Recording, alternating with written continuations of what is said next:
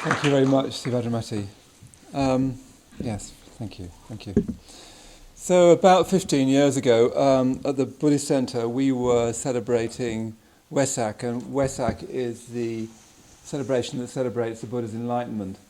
And we'd been developing it quite a lot over a few years. And on this particular, I think it was 15 years ago, I'm not very good at time, but it's about that, isn't it?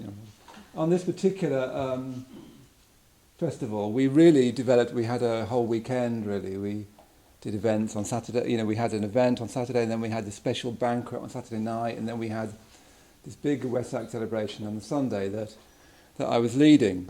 And as I say, on the night before, on the Saturday, we had this banquet as a fundraiser for Vajrasana, for what was then the new retreat centre, which we're now fundraising to build a much more beautiful and bigger retreat centre on the same premises. We're sort of going round again. But 15 years ago, we were fundraising for Vajrasana. And usually my partner, for want of a better word, boyfriend always sounds even more absurd. Anyway, my partner, I'm 52 after all, my partner came to this banquet. He's a communist, so he doesn't come to the Buddhist Center very much, and we don't talk about it very much.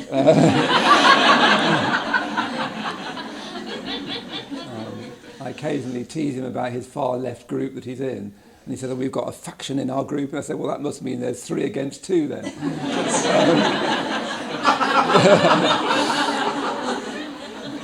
Lately they were discussing, is Russia imperialist? And I said, well, that's going to make a lot of difference. What the outcome of that discussion,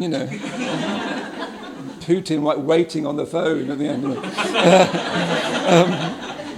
We're still on tenterhooks on that one. Anyway, he unusually, surprisingly, came to this banquet, and he really enjoyed it. It was a really lovely evening. There's this lovely atmosphere that you've got here, this sort of atmosphere of community and warmth and friendship and love. And I remember I got all these friends to be waiters and dressed up as waiters. And it was just lovely. And Mokshika cooked, and he was this fantastic cook. And it had this lovely atmosphere of just sitting down together eating. I remember a friend of mine, an older member, just sort of got up and sang this song, this lovely tenor song, and it was a lovely evening, lovely evening. So I went to bed feeling very, pleased, and I was leading the day the next day. And then I got up at 6:30 or something, and Maitreyabandhu, who I live in the community with Yanav Archer and Maitreyabandhu and others, said, it's Gary on the phone for you. And I thought, Gary never rings me, but anyway, he doesn't ring me at 7 o'clock in the morning. And so, of course, I was a bit concerned and alarmed. And so I got up and spoke to him. And on the way home from this banquet, he'd been mugged. Not just mugged, he'd been sort of tortured. He'd been walking home, and he was in a great mood himself, and he was walking back from the bus, and 2 guys jumped him in the street. This is late at night, and they took him into this stairwell of a building site, and put a plastic bag around his head, and kept him in this horrible crouching position whilst they took his bank card and went and got all this money. And it went on for much of the night. And then they made him, we had this blindfold on, and they made him climb this fence and jump down onto the rail tracks. He was convinced they were going to kill him. As it was, when he was at the top of this fence, he jumped the other way and managed to get away. And so, there he was on the phone. This is what had just happened. He just got back at 7 o'clock in the morning from the police station. And, he was terribly traumatized. And, there I was about to go and lead this festival day. And I said, I'll come now. He said, oh, no, don't come now. I've got to go to bed. I'm exhausted. He's had this whole, sort of terrifying night. And I got up and I went the first thing I was doing is I was leading the meditation. And I was leading the meditation. I was doing my sadhana practice you're given when you're ordained into the Triratna Buddhist order, which is the sadhana of the mantra that we did last night. I won't go through what that means, but it starts with visualizing. I read Lotus. Visualizing is not the best word, but there you go. And as I was visualizing this red Lotus, I was thinking, what on earth am I doing? What on earth am I doing sitting here, visualizing, for heaven's sake, a flower, while someone I've known for however many years has just been tortured? What am I doing? What is this all about? Because there I was at the centre with all these goodly people who are very much trying their best, but in a way very safe conditions, very good conditions. And humanity involves this kind of behaviour as well. And the thing that happened to Gary happens to millions of people, and much, much worse. Much, much worse. And it's happening all the time, now, everywhere. In fact, it's probably better now than ever in many ways. There's more blood been spilt in the past probably than even now. But you see what I mean? There I was sitting doing this meditation, visualizing a flower. What on earth was I doing? What did I think I was doing? In what sense could this be a response to what had just happened? Not sort of just to Gary, although of course that was very much in my mind, but and very much in my heart. But the whole issue of that this can happen, does happen, will always happen. And this question, as you can understand, was emotionally foremost in my mind, not just as a question, not just as a philosophical thought about suffering and the release from suffering, which you might have thought, but this was now an urgent issue. What on earth was I doing? I didn't mean just then, I meant with my life. Given that these sorts of things happen, what was I doing? And I seemed to ask that question to myself without meaning to, very strongly. And the answer I got was, in one sentence, it has to be transcendental. That's what I felt, is that it has to be transcendental. So the rest of my talk is an attempt to say what I mean by that it has to be transcendental. Otherwise, without something, as it were, beyond the world, all you've got is the horrors of the world, which for me sometimes feel very, very vivid indeed. There's just horror. There's just man's inhumanity to man, etc. And what should one do about suffering? What can one do about suffering? And of course, the answer is never enough. But what is it that what is the Buddha's answer? And my feeling at that moment, in that crisis, as it were, was it has to be transcendental. The answer has to be transcendental. So the talk, hopefully, will try and say what I mean by that. For me, I tend to talk in parables and in stories. So I'll be telling it in stories. And first, I want to tell my own little parable that's developed from a Zen parable, and then I want to finish with what happens at the end of the White Lotus Sutra. So to start to try and tell you what I mean about it has to be transcendental, and I wanted to start with that story not because of its obvious power, but because for me it really is an issue, and I think it is really an issue. There is this huge problem of suffering, and what does one do about it? What is the answer to suffering? The Buddha said, I teach suffering and the end of suffering. So for me in that moment, it was one of those moments when I really felt the impact of that. So I want to start talking about that by slightly rather changing tone, but I want to tell this little story about a well-dwelling frog, or rather, in this case, a sort of collection of well-dwelling frogs and a toad. So this comes from a Zen parable. I've slightly sort of elaborated it, but the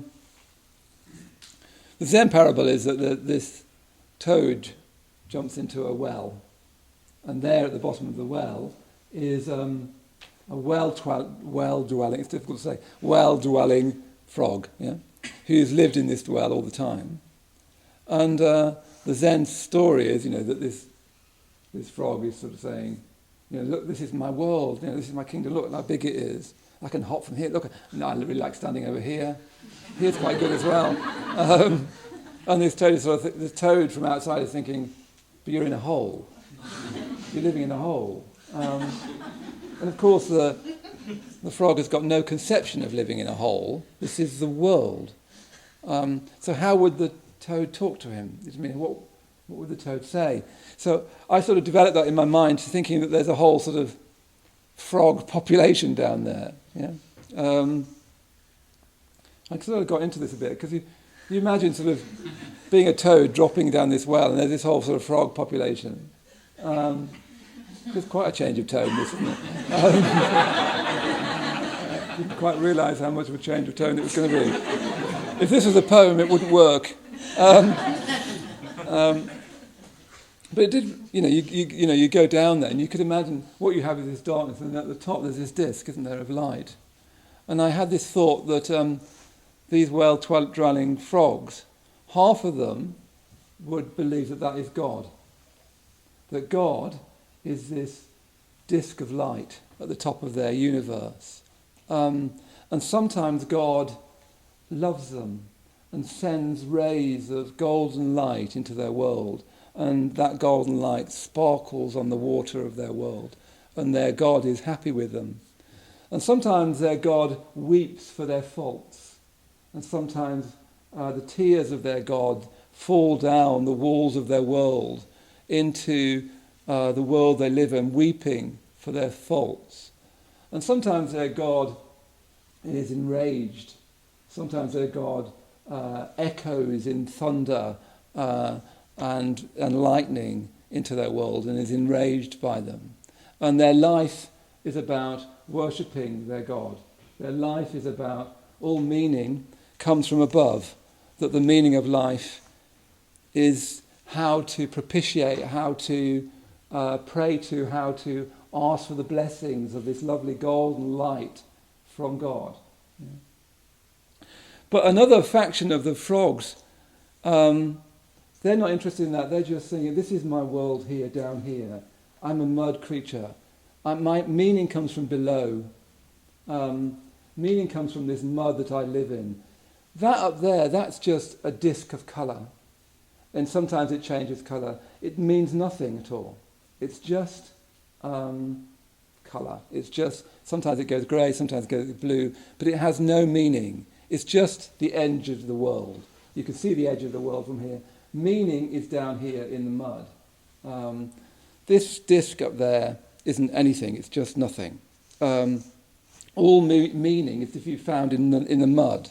And you can imagine these two groups of frogs arguing. You can imagine wars between them, holy wars and holy wars between them. But the toad has dropped in from the world outside, and he's in this position of sort of wanting to say, well, you're both wrong. You're both wrong. It's just not like either of those things. That disc of light that you're seeing is not God, but neither is it just a nothing at the end of the world, just a hole. You don't understand. You've just got your situation wrong. You're both living in a hole. Let me spell it out.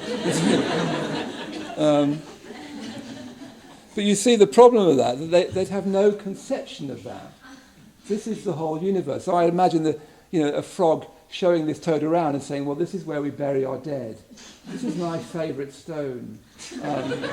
This is like a really dark and pleasant area. This is our whole world.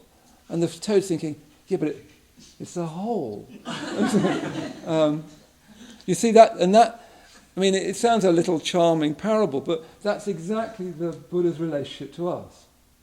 He's come into our world from an unimaginably bigger world. And the metaphor's perfect, as so often with parables, the metaphor is perfect, that ours is sort of narrow and small and dark. His is the whole of nature, the whole of everything that we see.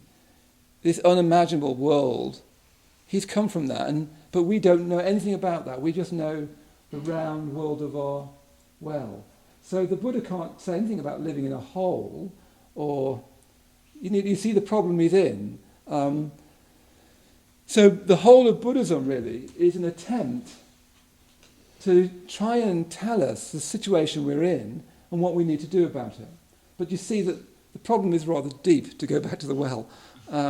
Because of our predicament, he's come from a world that we never know, we don't have any sense of. So he can't talk about it. He can't talk about trees and clouds and hills and animals and grass. They don't mean anything to us. Yeah? So he constantly has to try and find ways of talking to us. And the White Lotus Sutra is one of the ways in which Buddhism has tried to talk about this to us. It's a way that uses parable, particularly, and myth and legend and story. Actually, earlier Buddhist texts use more human communication, and the historical Buddha is actually at times quite frighteningly practical. He's concerned with meeting the individual, challenging them with their real situation, encouraging them to change and grow, just like really what we've been trying to do here on this retreat. But sometimes the Buddha must have used parables, and somehow they've been remembered and put in a particular place. In a way, with the White Lotus Sutra, I think it's best to think of it as a dream. I think that's the best approach to it. It isn't a historical document. Later Buddhists try to smuggle it in and say, oh, it's the last teaching of the Buddha, but I'm afraid that's just a bit of Buddhist politics. It's not a historical document, and the attempt of Buddhists to try and make it one has rather undermined it. It'd be better to say it's a dream. I like to imagine it as a kind of visionary dream of one of the disciples of the Buddha. I think that would be a much better way of approaching it. That a really intelligent, deeply practiced, really grown-up human disciple of the Buddha goes to sleep one night and dreams this incredible dream. Perhaps he dreams this dream because the Buddha has died, so he's not here anymore. And in this dream, the Buddha's teaching at the top of Vulture's Peak. He's teaching. In this dream, he's teaching. And it works perfectly as a dream, because if you were dreaming it, you'd see the Buddha, and he's at the top of Vulture's Peak, and then in your mind you'd see the other disciples that you know, Sariputra, Moggallana, his disciples, Dhammadinna. And then in dream logic, gradually that expands to more and more people. And then before you know it, there are ghosts there, and dragons and dragon kings, and birds and animals, and your dream logic extends to this great multitude listening to the Buddha teach. So you have to imagine this disciple dreaming this sutra. Then it makes perfect sense if you imagine it like that. So first of all, the Buddha's teaching from the top of Vulture's Peak, which is both the symbol for the centre of the universe and for the highest point in the universe. So it's a metaphor for the Buddha being the fully opened lotus, to go back to that image, that we're lotuses in the mud. The Buddha is a fully open lotus high above the water. So the Vulture's Peak is a symbol for the highest. Yeah?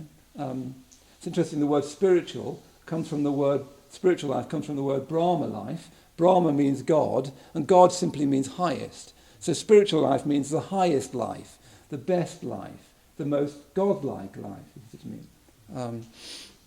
So there you are. The Buddha is teaching, he is the highest. He teaches in the dream in parables, and he'd have to teach in parables in a dream, because parables, myths, symbols and so on, they unify intellect and emotion. That's why they're so important, that's why they're so memorable. It's interesting, there's so many of the Buddha's teaching, often they're numerical. I've been feeling again and again how so many of them, I just can't remember, I'm afraid. Partly I'm not very good at numbers. Like there's an eightfold path and I can never rattle them off. And it's rather embarrassing because that's the least I should know. I can barely remember the threefold way. As for the 51 mental events, that's another matter. I think there might be 52, I can never remember. But every parable and story I remember. I remember without effort. Now, if that's true of me, I bet it's true of a lot of people, not just now, but throughout time. I bet some disciples remembered, oh yes, there was 5 things, and then you see that 5th thing had 2 things. And somebody like me was saying, look, but I remember this story he told. And that's the thing I'd repeat. I'd be the person who said, let me tell you this story he told me once. So in this dream, the Buddha's talking in parables, and that unifies intellect and emotion, but it's talking about fundamental human truths. In a certain sense, not talking about Buddhism. It's talking about our frog experience of being in this pond and the issue of that and what we need to do about that. In these parables, they're all about fundamental existential human truths. And they're trying to talk about that in a way that is emotionally meaningful as well as intellectually clear. They're evoking the language of imagination. So you need to imagine it getting absorbed in this dream more and more, and then suddenly the Buddha stands up and says, I'm going to teach the White Lotus Sutra. I've got more to teach. Higher teachings, bad metaphor. It would be better if the Buddha said, actually what I've taught you so far, there is deeper understandings of what I've taught you. There's a deeper realization to be gained. And then 5,000 disciples famously get up and leave. What this is saying is you can't understand Buddhism with your ordinary literal-minded common sense. Common sense is great up to a point. It easily goes beyond that point. So often our reason is not reason but sort of pseudo-reason. You start to end up into reason where reason isn't supposed to be. So the disciples leaving represent literal-mindedness. People who can't fly with their mind, who can't let their imagination take flight. Literal-mindedness, kind of rationalism, narrow rationalism. I mean, the capacity to be able to reason is extremely important, but it's got limits. It's a tool for certain things. And it's as if once the disciples leave, these 5,000 disciples leave, you're left with those who are genuinely open. Not just say they are, but are genuinely open, who are willing still to learn. The wonderful thing once Rilke said about Van Gogh, he said that when you look at Van Gogh, sometimes you feel everything is still to be learned. Everything. Yeah. So the disciples that are left have this attitude of everything is still to be learned. Everything. I think it's a vital spiritual, as it were, that awful word, a vital human attitude is that everything is yet to be learned, especially as you get older. Sometimes even the young have already decided they know everything, which is sort of forgivable up to a point, about 24. 25 if you're lucky. As you get older, you should really be feeling everything is yet to be learned. Yeah? It's especially important once you're ordained, because if you're not careful once you're ordained, you start thinking you know things and you can give talks and so on, and talk about frogs. it's especially dangerous in that sense. You start to think you've attained something, that you've got something, you know something. Yeah? So this principle never ends. And then in the dream of the sutra, the key rhythm of the dream is saying again and again that individual liberation, the idea of enlightenment for me, is a pseudo-spiritual fantasy. It doesn't exist. It's just a nice idea. There's no such thing. That any spiritual growth, any human growth, is a growth of altruism. What somebody once asked Sangharakshita, how do I know if I've made spiritual progress? He said, you'd be a little bit less selfish. If you want to know if you've made spiritual progress, you'll be a little bit less selfish. That's it. And that's very like the sort of thing the historical Buddha would say. He didn't talk about shunyata, he didn't talk about non-duality, he just talked about selfishness and letting go of selfishness, yeah, and seeing through it eventually.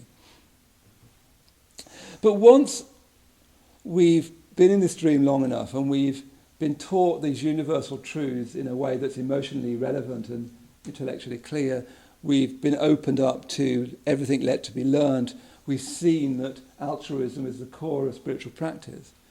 Then at last, once that is accomplished, we can be vouchsafed with a vision of the goal. And that's really how the White Lotus Sutra ends, as a vision of the goal. So what happens, first of all, is you've got this incredible meeting at the top of Vulture's Peak, this incredible thing happening. If you imagine, it's a bit like us as our best, lifted to the highest. Sometimes the atmosphere between us in this room, like last night after the puja, that ringing silence, that there is a sense in which we start to become the company of disciples around the Buddha. That's why we build the shrine, to create that sacred place again. And you can feel it arise, can't you? You can feel this, we're now a community of disciples around the Buddha for a moment, at our best. You have to imagine that extending out in all directions, and then suddenly, as you're sitting there, this huge stupa arises from the ground. This colossal stupa. We've got a tiny one on here on the shrine. You can come and look at in the puja. This colossal stupa is supposed to have 5,000 parapets and myriads of recesses and countless banners and flags. It's supposed to be hung with jewelled ornaments. It's colossal. You're on the top of a mountain, and something that completely dwarfs the mountain, I mean, it's described in mythological terms as being beyond size, basically. It's this colossal thing arising in into space. And it's intensely beautiful, intensely, achingly beautiful.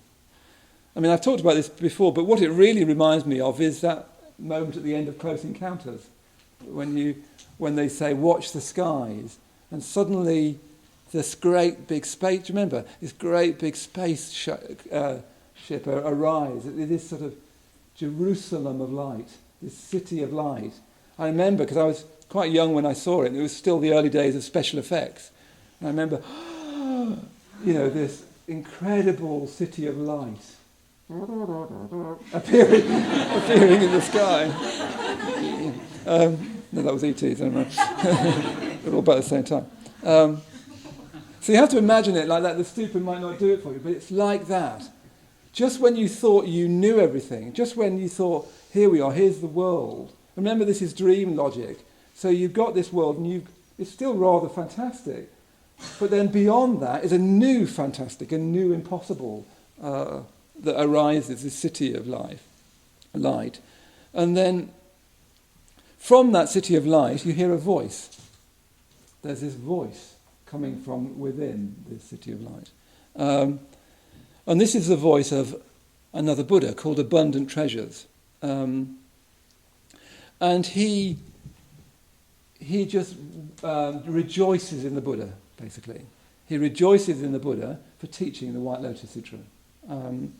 This incredible voice comes out of the stupa.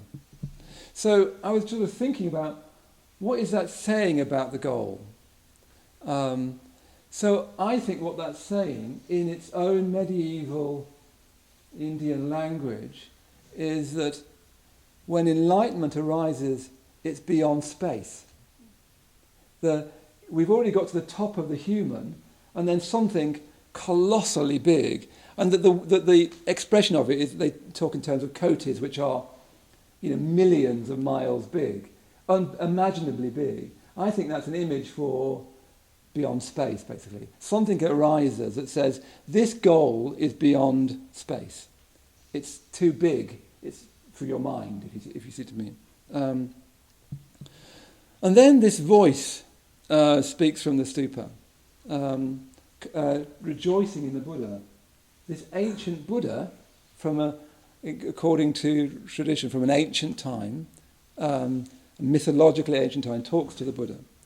And then one of the multitude, you can imagine everyone's this incredible ecstasy, and then this voice, and one of the multitude says to the Buddha, we earnestly want to see this, what's happening, tell us what's happening.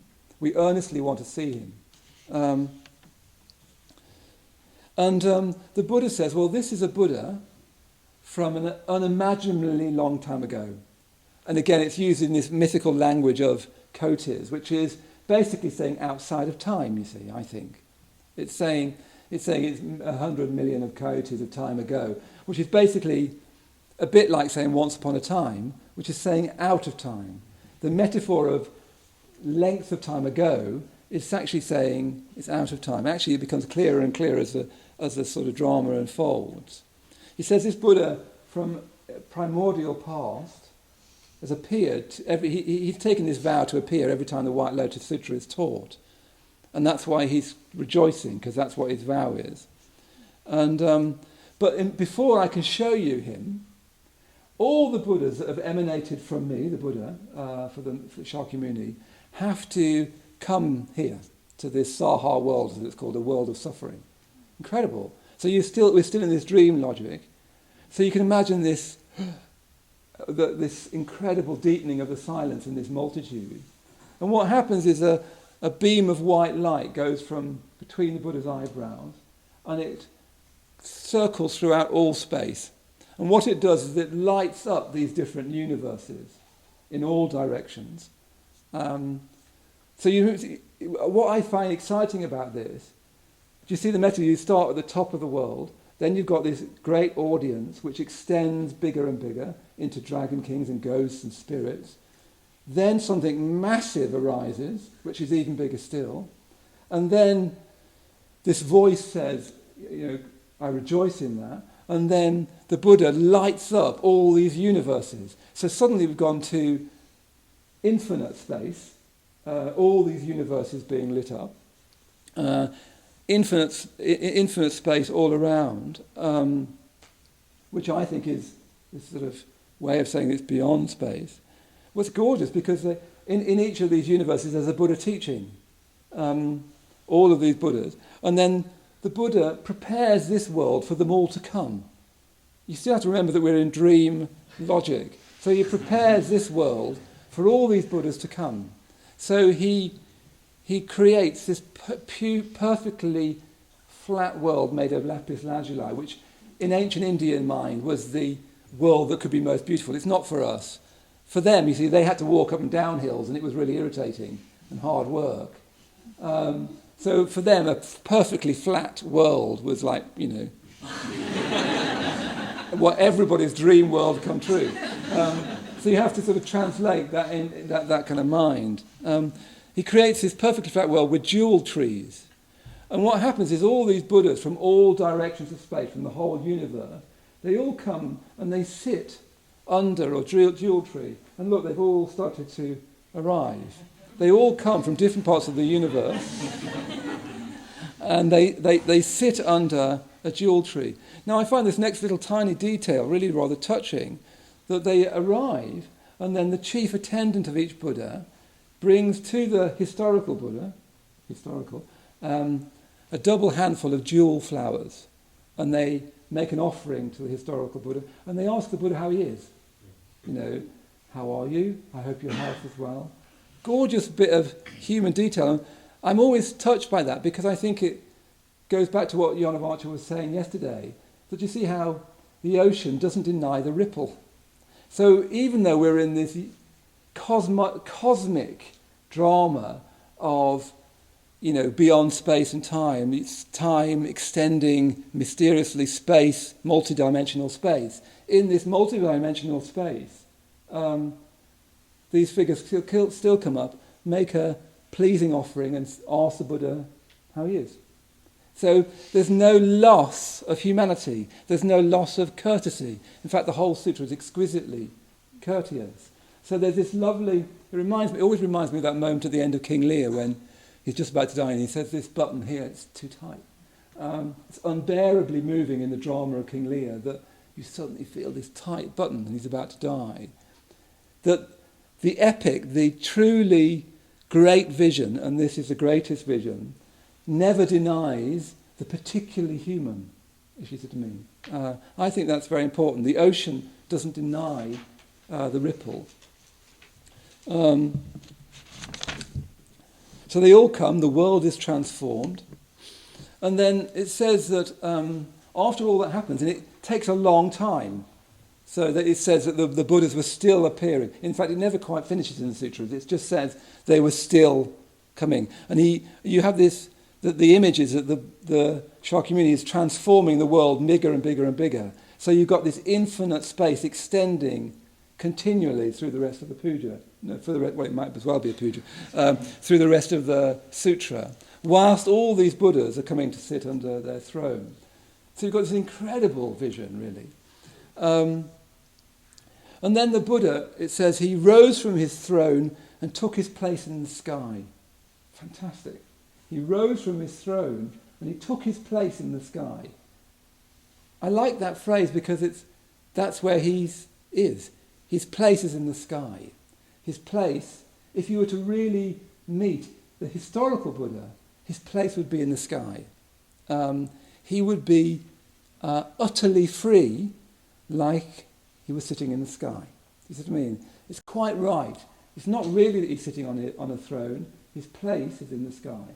If you really spoke to the Buddha, you'd see that his place was in the sky. So he rose from his throne and took his place in the sky. And I think all of these metaphors are about ascending with wisdom. If you think about it, every metaphor is about ascent. You start right at the top of the world, at Vulture's Peak. Then you have this incredible stupa arising above you. And then up there, you can see it on this stupa, a Buddha figure inside the stupa, calling, as it were. The Buddha then goes up into the sky. So he actually goes beyond the human. The whole metaphor is a metaphor of ascent into wisdom, into the highest, literally, the highest wisdom. You see, as a dream, it's perfect, isn't it? It's extremely accurate. It's not just sort of nice images and pretty pictures. It's extremely accurate. It's more accurate in a way than concept. And then he opens the door of the stupa, the Shakyamuni, having taken his place in the sky, opens the door of the stupa. And there is the Buddha, abundant treasures, who comes from a different universe, unimaginably a long time ago, but he's sitting, his body, he just looks like the Buddha, basically. He's perfectly full, there's no decay. Just see how that is, that's about, just see how time and space are illusions. He comes from incredibly long ago, but here he is, just like the Buddha, no decay. Yeah?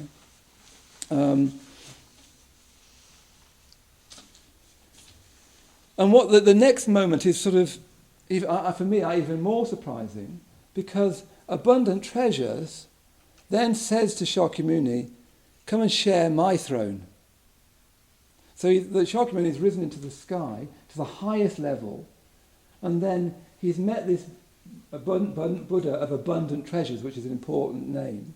And this Buddha from the unimaginable past has said, come and share my throne. What an unusual metaphor, share my throne. So suddenly there you have the historical Buddha sitting next to a Buddha of timeless past.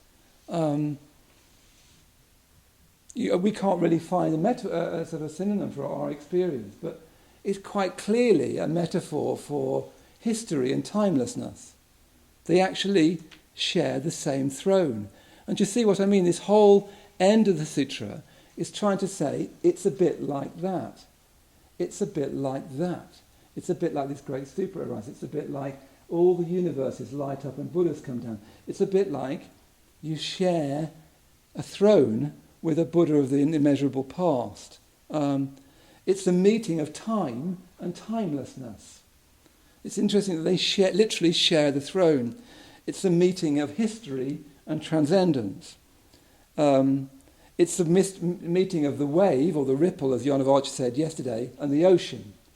There they are, together. Neither cancels out the other. They sit next to each other in this great city of light in the sky. As if that wasn't enough, the next and sort of culminating part of the episode, the sort of final part of the sutra, is you still imagine this sort of vast multitude now that it's spreading out with more and more Buddhas still arriving. And again, this incredibly simple human detail, which we can relate to so easily, is that without anyone saying anything, the Buddha realizes that everybody can't see properly. They're all down here. He's up there in this stupa, sitting, sharing a throne with timelessness. And the whole assembly yearns to see it. Yearns to see it. So the Buddha just lifts them all up. The whole multitude then all go up at the same level of the Buddha. Incredible metaphor, incredibly accurate dream logic. It's saying so many things that I can't really go into just now, I think. But one of the things it says is by the virtue of one person's attainment, a whole community can be risen up. And that's what Buddhist history at its very best has been. Because the Buddha discovered the way to enlightenment, a whole community of men and women throughout time have been lifted to see the Buddha sitting next to the Buddha of timelessness, so to speak, in this dream logic. Do you see what I mean? That by his own discovery of wisdom, by his highest wisdom, which we've seen pictured in this dream logic, he has opened that for others. He's literally drawn them up. Yeah? A whole community, everyone partaking of the same wisdom. It's interesting that they're all at the same level now. So it's the effect of individual attainment on those around. But I think it might even be saying something deeper than that, which is, again, this mystery of no such thing as individual attainment. Do you see what I mean?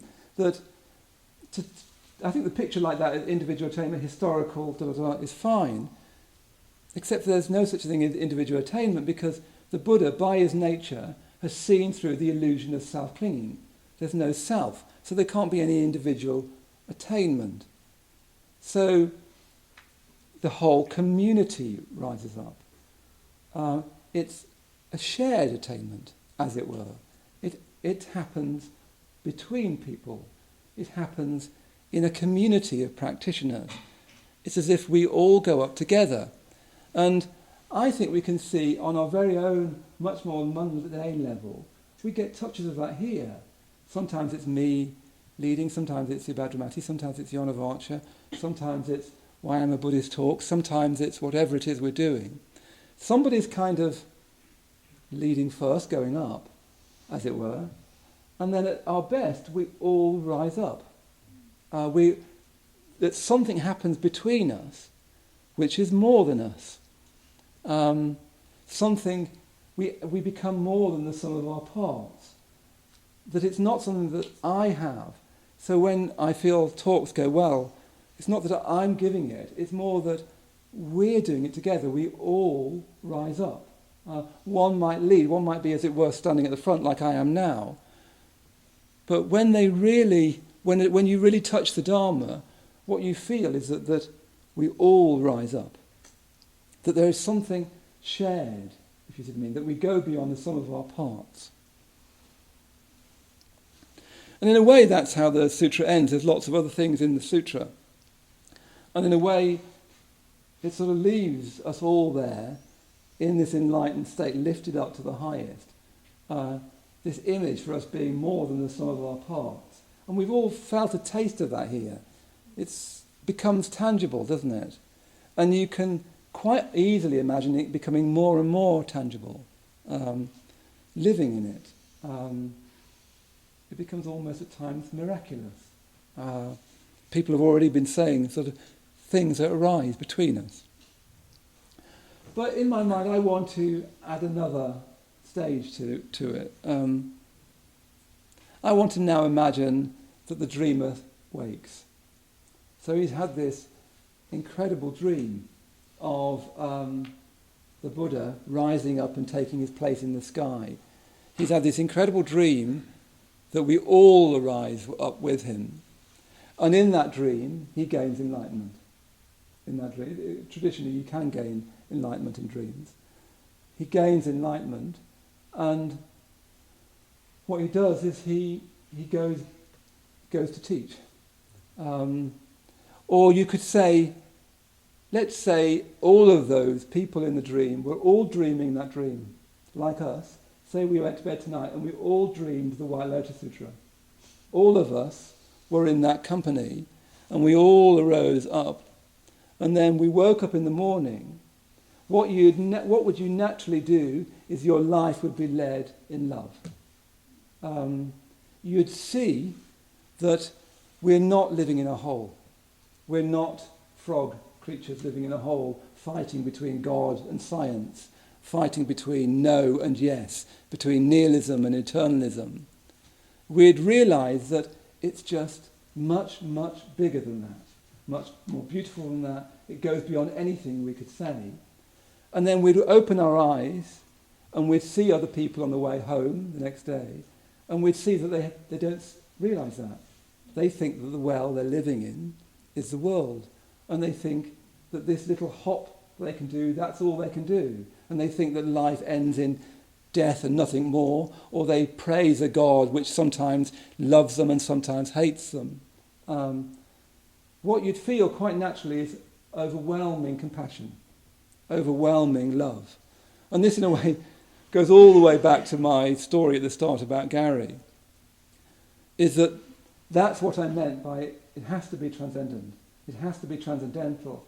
There has to be a dream in which I ascend in wisdom and see that my human predicament, with all the horrors woven into that, is just not like that. They're fights in a hole. There's a much bigger experience that is there in our natural life. It's not supernatural, it's part of nature. And once you have a taste of that, you then come back in compassion.